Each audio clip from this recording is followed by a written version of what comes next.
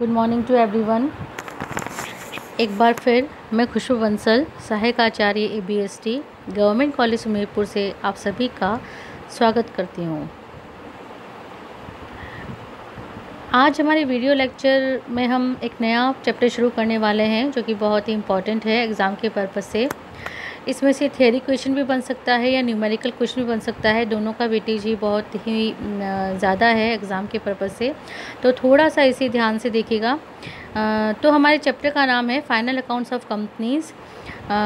Final accounts हमारे लिए नया शब्द नहीं है क्योंकि हम अकाउंटिंग पढ़ रहे हैं और हमारे फर्स्ट वीडियो लेक्चर में ये हम बात अच्छे से पढ़ के आए हैं कि अगर कोई भी व्यक्ति या कोई भी संस्था अगर व्यापार कर रही है तो उसका उद्देश्य जो होता है वो लाभ कमाना होता है।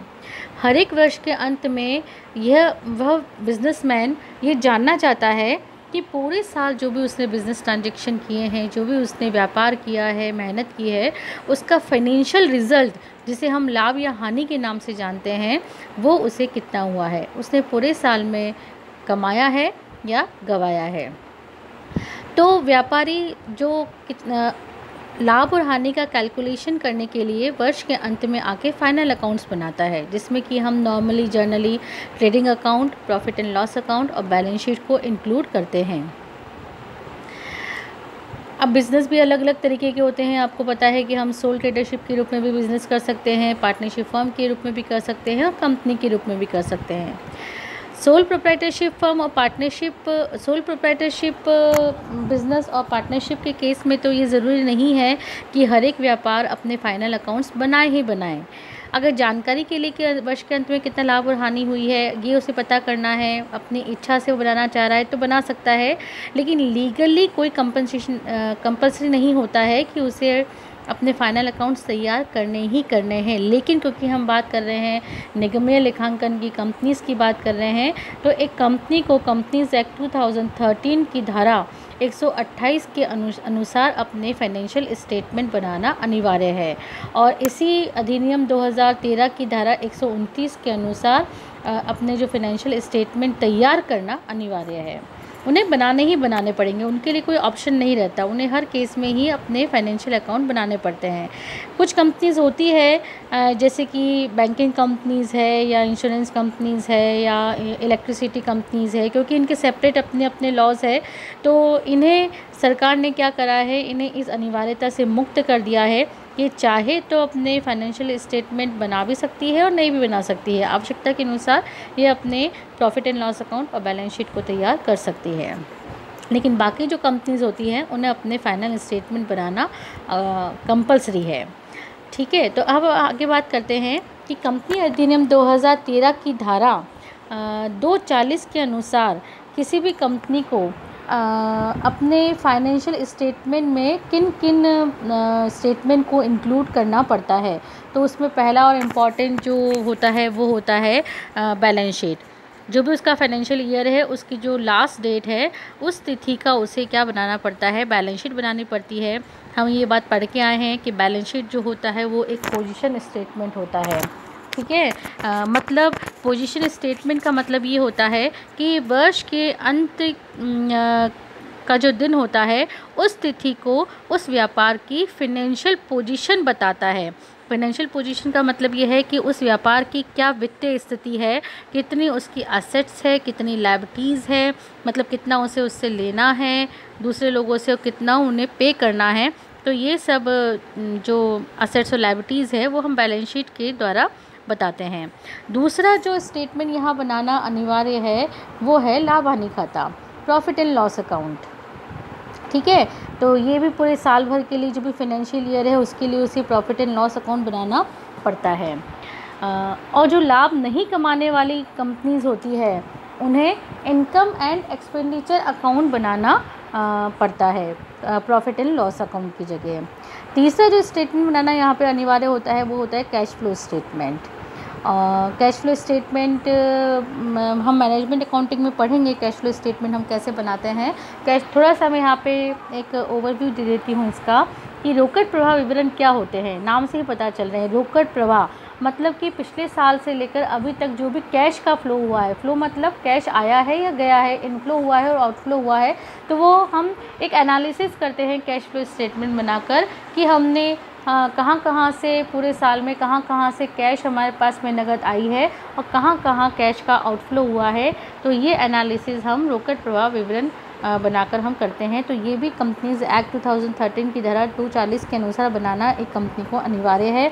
दूसरा, चौथा जो स्टेटमेंट होता है वो होता है कि statement of changes in equity, मतलब इक्विटी में जो भी परिवर्तन हुए हैं उसका एक स्टेटमेंट बनाना पड़ता है। और जो पांचवी चीज़ यहाँ पर दे रखी है वो ये दे रखी है कि जो ऊपर के चार जो हमने स्टेटमेंट पढ़े हैं, balance sheet, profit and loss account, cash flow statement और statement of changes in equity, इन चारों में जो भी मदें हमने संलग्न की है उनका डिटेल मतलब उनका स्पष्टीकरण देने के लिए हमें लास्ट में आके हमें टिप्पणियाँ देनी पड़ती है, नोट्स बनाने पड़ते हैं, एक्सप्लेनेटरी नोट्स बनाने पड़ते हैं जिन्हें हम शेड्यूल्स का नाम भी दे सकते हैं। तो वो हमें यहाँ पे बनाने पड़ते हैं। तो इस तरीके से हमने देखा कि एक कंपनी को अपने फाइनेंशियल स्टेटमेंट में किन किन स्टेटमेंट को इंक्लूड करना पड़ता है। अब आगे ये बात बोल रखी है कि जो 1 पर्सन कंपनी होती है और जो स्मॉल कंपनी होती है या जो डोरमेंट कंपनी होती है, निष्क्रिय कंपनी होती है, इनको अपने फाइनेंशियल स्टेटमेंट में कैश फ्लो स्टेटमेंट को शामिल करना ज़रूरी नहीं होता है। तो ये बात हमने करी कि फाइनेंशियल स्टेटमेंट में किन किन स्टेटमेंट को शामिल करती है कंपनी।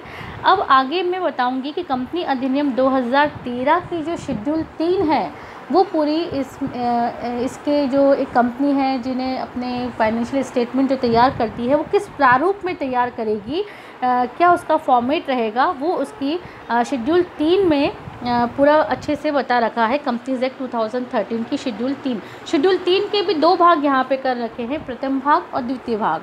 जो प्रथम भाग है अनुसूची 3 का, उसमें बैलेंस शीट का प्रारूप दे रखा है और जो भाग द्वितीय है उसमें statement of profit and loss account का प्रारूप यहाँ पर दे रखा है। तो इस तरीके से शेड्यूल 3 को भी 2 भागों में बांट रखा है। कंपनीज एक्ट 2013 की शेड्यूल जो 3 है, पहला भाग बैलेंस शीट का प्रारूप बताता है और दूसरा भाग लाभ हानि का प्रारूप बताता है। तो इस तरीके से हमने देखा कि जो भी कंपनीज होती है वो किस प्रकार से अपने फाइनेंशियल अकाउंट में क्या क्या चीज़ों को शामिल करती है। अब हम आगे देखेंगे कि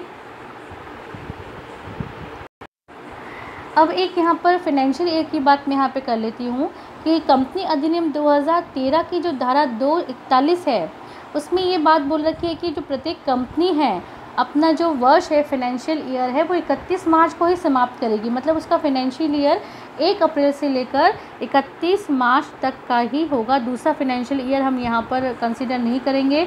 यहाँ पे हर केस में कंपनी 1 अप्रैल से लेकर 31 मार्च तक का ही फाइनेंशियल ईयर कंसीडर करती है। अब हम आगे देखेंगे कि जो मैंने अभी बताया कि इसके शेड्यूल 3 में भाग प्रथम में बैलेंस शीट का प्रारूप दे रखा है। तो आज हम बात करेंगे बैलेंस शीट के प्रारूप की। आप स्क्रीन पे देख रहे हैं कि बैलेंस शीट का प्रारूप दे रखा है पार्ट 1 में। तो सबसे पहले तो हेडिंग में लिखेंगे नेम ऑफ़ द कंपनी, जो भी उस कंपनी का नाम है और किस तिथि को बैलेंस शीट बनाई जा रही है, मतलब at the end of the year हम बनाते हैं।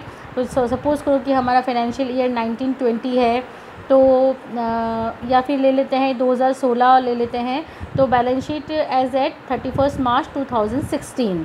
इसके बाद में आप जो फॉर्मेट देख रहे हैं तो उसमें 4 कॉलम बना रखे हैं। पहला कॉलम पर्टिकुलर का, दूसरा नंबर नोट नंबर।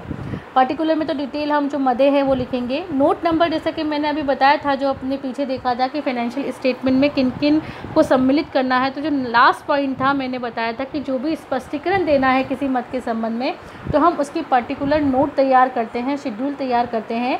तो उसका शेड्यूल नंबर क्या है, नोट नंबर क्या है, वो हम यहाँ पर इस कॉलम के अंदर मेंशन करते हैं। तीसरा कॉलम जो हम यहाँ पर है करंट ईयर के फिगर्स यहाँ पर लिख लेते हैं। जैसे मैंने बोला था कि हमारा करंट ईयर 15-16 है, तो पहला तो ले लिया हमने एज एट 31 मार्च 2016। साथ में ही हम यहाँ पर कंपैरेटिव बैलेंस शीट बनाने को बोला गया है इस प्रारूप में। तो हम पिछले साल की मदें भी यहाँ पर कंपैरिजन के पर्पज़ से यहाँ पर डालते हैं 2015 की मदें।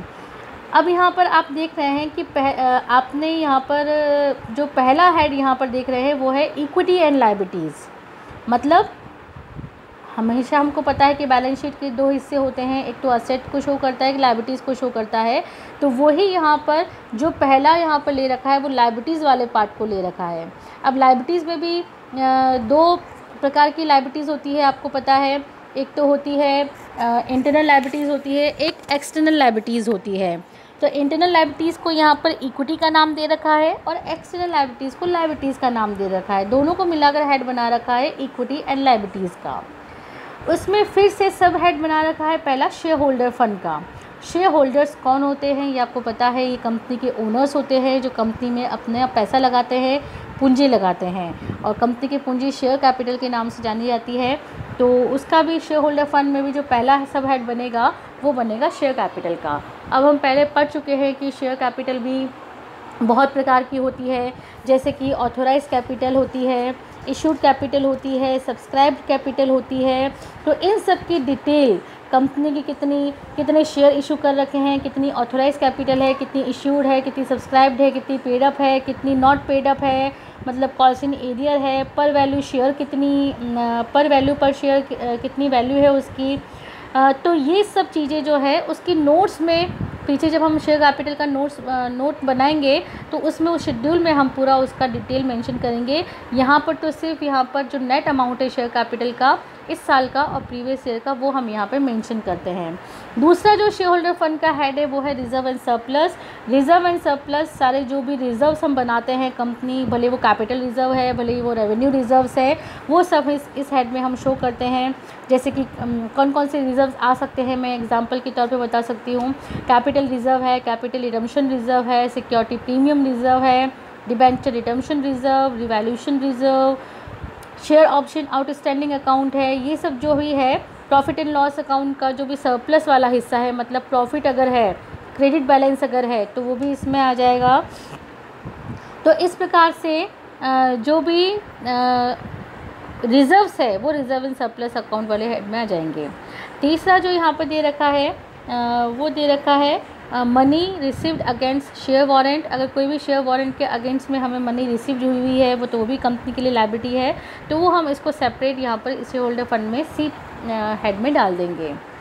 उसके बाद में शेयर होल्डर फंड के बाद में जो दूसरा सबसेक्शन बना रखा है इक्विटी एंड लायबिलिटीज़ का वो है share application money pending allotment. Share application money pending allotment मतलब इसका मतलब ये है कि एप्लीकेशन मनी रिसीव्ड हो गई है लेकिन हमने अभी तक शेयर उनको अलॉट नहीं किए हैं।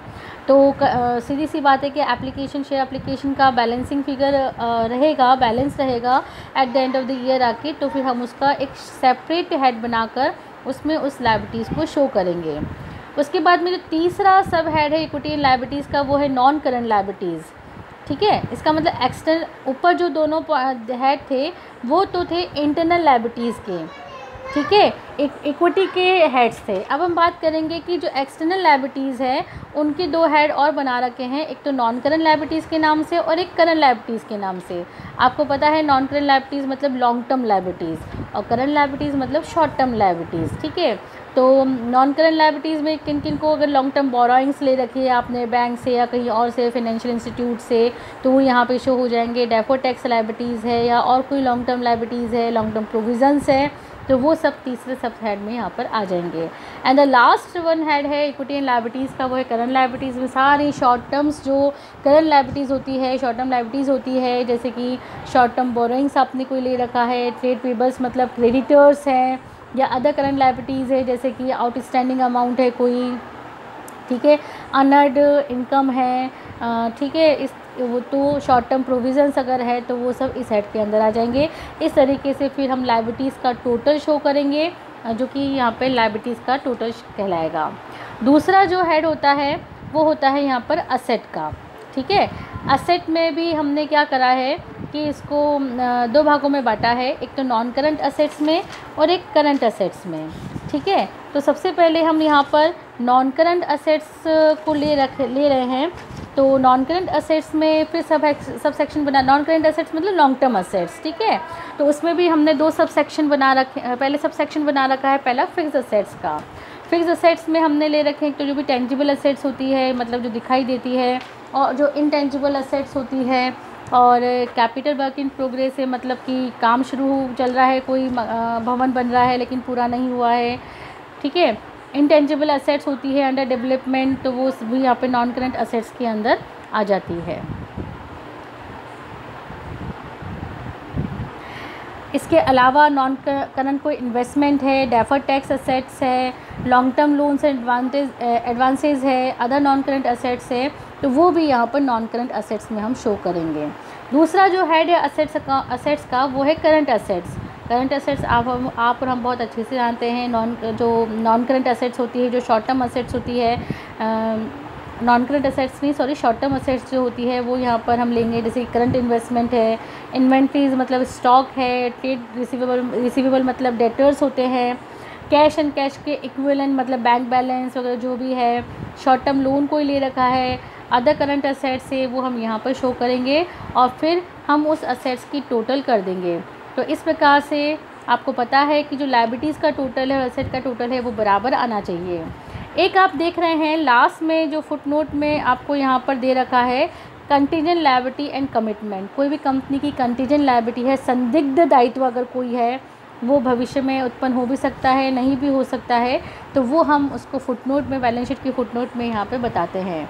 तो इस तरीके से हमने आज देखा कि कंपनी अधिनियम 2013 की जो शेड्यूल 3 है उसमें उसके पहले भाग में बैलेंस शीट का प्रारूप यहाँ पर दे रखा है, वो हमने आज यहाँ पे समझा है। नेक्स्ट वीडियो लेक्चर में हम बात करेंगे उसके भाग द्वितीय की, जिसमें लाभ हानि खाते का प्रारूप दे रखा है। Thank you so much.